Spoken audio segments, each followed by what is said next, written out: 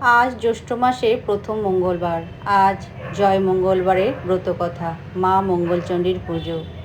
তো এই ব্রত আমি বিয়ের আগে থেকেই করি। আমার মা করতেন, মায়ের পুজো করাতে যেতাম। মা যেহেতু সংসারের কাজে ব্যস্ত থাকতো, মানে কাজের বাইরে সকাল সকাল গিয়ে পুজো দিয়ে আসতে পারতো না। আর পুজো না দিয়ে মা তো খেতেও পারতো না। তাই আমি বলতাম, মা তোমার পুজোটা আমি মন্দিরে দিয়ে আসি, দাও। তো মায়ের পুজোটা আমিই করতে যেতাম। তো যখন করতে যেতাম তো কয়েক বছর পুজো দেওয়ার পরে মাকে আমি বললাম, মা আমি যখন মন্দিরেই যাচ্ছি, আমি এই ব্রতটা আমিও করব। তো মা বলল যে তুই এই ব্রত করতে পারবি? কোথায় বিয়ে হবে, সেখানে মন্দির থাকবে কি না, করতে পারবি কি না তার কোনো ঠিক আছে, করতে হবে না। তাই বললাম, না মা, ভাগ্যে যদি আমার থাকে এই ব্রত করা, অবশ্যই মা তার পুজো নিজে নিজেই নিয়ে নেবেন। তো যাই হোক, বিয়ে হলো। বিয়ে হওয়ার পরে আমাদের পাড়ার মধ্যেই মায়ের মন্দির, কালী মা, তারপরে শিব, সন্তোষী মা, গ্রহরাজ, সমস্তই ঠাকুর কিন্তু আছে। তো বিয়ের পরে তো আমি শ্বশুরবাড়িতেই থাকতাম অনেকগুলো বছর।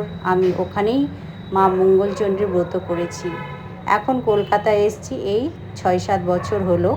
তো 7 বছর পেরিয়ে গেল ছেলের পড়াশোনার জন্য আসা। তার আগে তো শ্বশুরবাড়িতেই থাকতাম। বিয়ের পরে যতগুলো মঙ্গলবার পড়েছে শ্বশুরবাড়িতেই করেছি।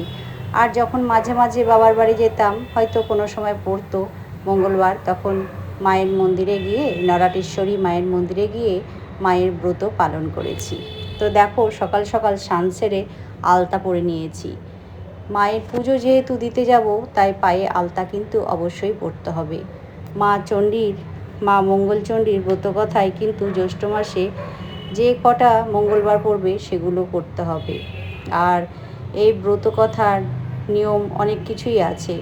17টা দুব্ব লাগে, 17টা কাঁঠাল পাতা, আবার কলা পাতাও দেয় অনেকে, আবার এখানে দেয় যব, ধান, মাসকলাই, অনেক কিছুই দেয়। তো যাই হোক, যে যেরকম পারে সেরকমভাবে পুজোটা করে। 17টা তুলসী পাতা, কাঁঠাল পাতা, আম পাতা, এই নৈবেদ্য হিসেবে মাকে দেওয়া হয়।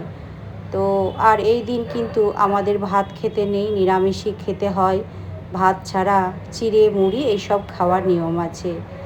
আর পুজোর শেষে মায়ের ব্রত কথা শুনতে হয়, হাতে দূর্বা, ফুল এইসব নিয়ে ব্রত কথা শুনে মায়ের চরণে নিবেদন করতে হয়। এই হচ্ছে মা মঙ্গলচণ্ডীর ব্রত কথার নিয়ম।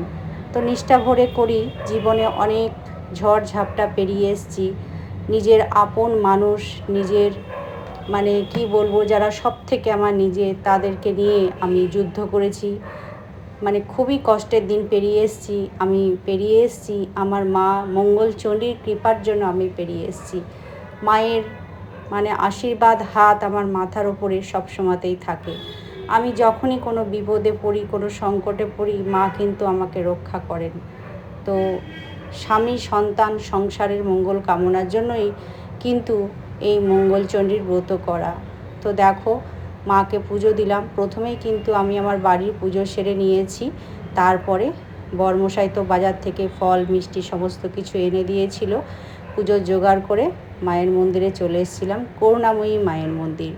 তো আস্তে আস্তে রাস্তাতে বৃষ্টি পড়ছিল, এক জায়গায় দাঁড়ালাম, বৃষ্টিটা একটু কমলো, তারপরে মায়ের কাছে এলাম। তো দেখো, মাকে পুজো দিলাম। ওখানে শিব মন্দির আছে, বাবা শিবের মাথায় জল ঢাললাম, পুজো করলাম। ওখানে ওই যে হনুমানজি আছে, জয় হনুমান, তো হনুমানজির কাছে প্রণাম করলাম। তারপরে পুজো দিয়ে বাইরে বেরিয়ে এলাম। তারপরে বাইরে বেরিয়ে এসে দেখো, এখানে দাদা ফল বিক্রি করছিলেন গেটের বাইরেই। তো ছেলে যেহেতু বাড়িতে আছে, লিচু খেতে ভালোবাসে খুবই, তো কিছুটা লিচু আর কয়েকটা কলা নিলাম। তো কলা আমার বাড়িতে ছিল না, পুজোর জন্যই ছিল। তো যেহেতু চিড়ে দিয়ে খাবো আজকে, চিড়ে দই এসব খেতে হয়, ফলাহার করতে হয়, তাই কয়েকটা কলাও নিয়ে নিয়েছি। তারপরে দেখো, বরমশাইয়ের বাইকে চেপে চলে এলাম। তাড়াতেই ছিলাম, ও এসে আবার ডিউটি যাবে। তো দেখো, বাড়ির প্রসাদ আর আমার মায়ের মন্দিরের প্রসাদ এক জায়গা করে নিয়েছি। আর এই যে লিচু, কলা এগুলো নিয়ে এসেছি, এগুলো সব বার করে রাখলাম। তো এবার ছেলেকে দেবো। ছেলের জন্য আমি মন্দির থেকে একটা পাত্র, একটা কোটো নিয়ে গেছিলাম, চরণামৃত্যে নিয়ে এসেছি মায়ের। তো ছেলেকে দিলাম, প্রসাদ দিলাম, বরমশাইকে দিলাম, বরমশাইকে সকালে জলখাবার দিয়ে দিলাম। তারপরে দেখো চা নিয়ে বসলাম। তো চা খাচ্ছি, আর এদিকে আলু ভাজা করেছিলাম। তো আলু ভাজা, মুড়ি আর ছোলা ভিজিয়েছিলাম। তো সকালে জলখাবার আমার এটাই।